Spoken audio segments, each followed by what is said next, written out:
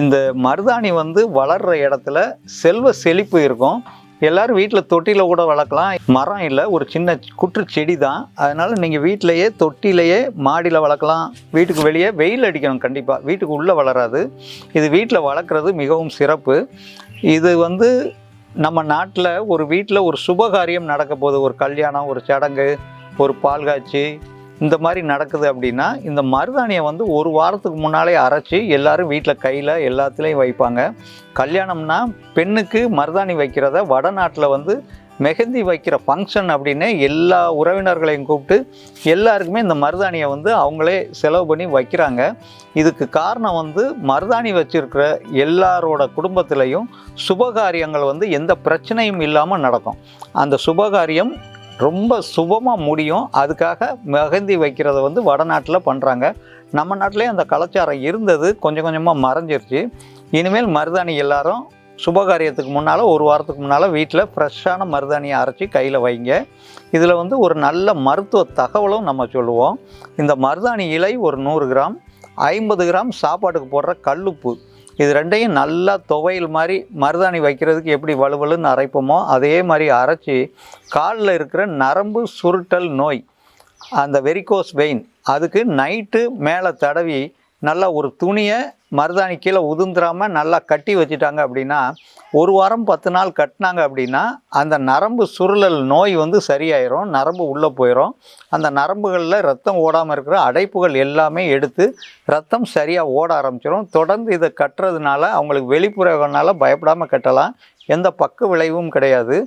இது போக இந்த மருதாணியில் வந்து இன்னொரு சிறப்பான தகவல் என்ன அப்படின்னா, இது வந்து பாசிட்டிவ் எனர்ஜியை வீட்டுக்குள்ளே கொண்டு வர்றதுல ஒரு அற்புதமான மூலிகை. இந்த விதை பார்த்திங்கன்னா உருண்டை உருண்டையாக காயாக இருக்கும். இதை உடைச்சோம் அப்படின்னா முக்கோணம் மாதிரி டைமண்ட் ஷேப்பில் ஒரு விதை இருக்கும்.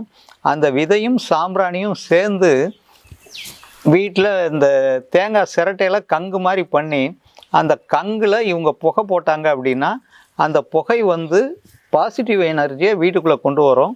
வீட்டில் இருக்கிறவங்க ரொம்ப சந்தோஷமாக இருப்பாங்க. இது கூட மேலும் நாய்க்கடுகு, வெண்கடுகு, இந்த மருதாணி விதை, சாம்பிராணி, இது 4ம் வீட்டுக்குள்ளே நம்ம புகை போடும்போது, அதுவும் சிரட்டை கறியில் கங்கில் போடுறது, வீட்டில் தேங்காய் உபயோகப்படுத்துகிறோம்.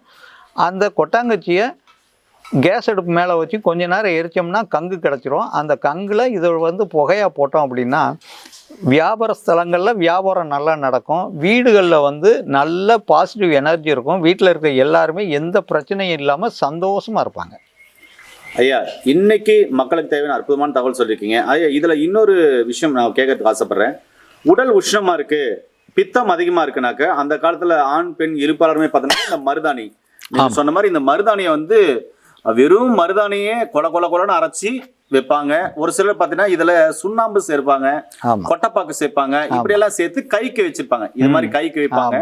எலுமிச்சம்பழம் சாறு சேர்ப்பாங்க. ஆமா, இது மாதிரி கைக்கு வச்சு கையெல்லாம் ஃபுல்லா செவந்திருக்கும். இது மாதிரி நகங்கள்லாம் செவந்திருக்கும்.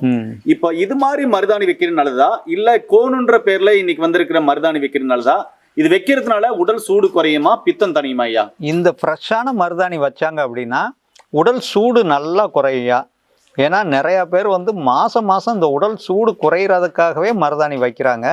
இதை வந்து என்னுடைய குருநாதரும் சொல்லுவார். நிறையா பேருக்கு உடல் சூடு இருக்குது, பெண்களுக்கு வெள்ளைப்படுதல் இருக்குது, ஆண்களுக்கு வந்து சொப்பனஸ் கழிதான் இருக்குது அப்படின்னா மருதாணி நீங்கள் ரெகுலராக வைங்க. கையில் வைக்கிறது கூட உங்களுக்கு கஷ்டமாக இருக்குது, பார்க்குறவங்க என்ன நீ மருதாணி வச்சுருக்கேன்னு சொல்லுவாங்கன்னா காலுக்கே அவர் வைக்க சொல்லுவார்.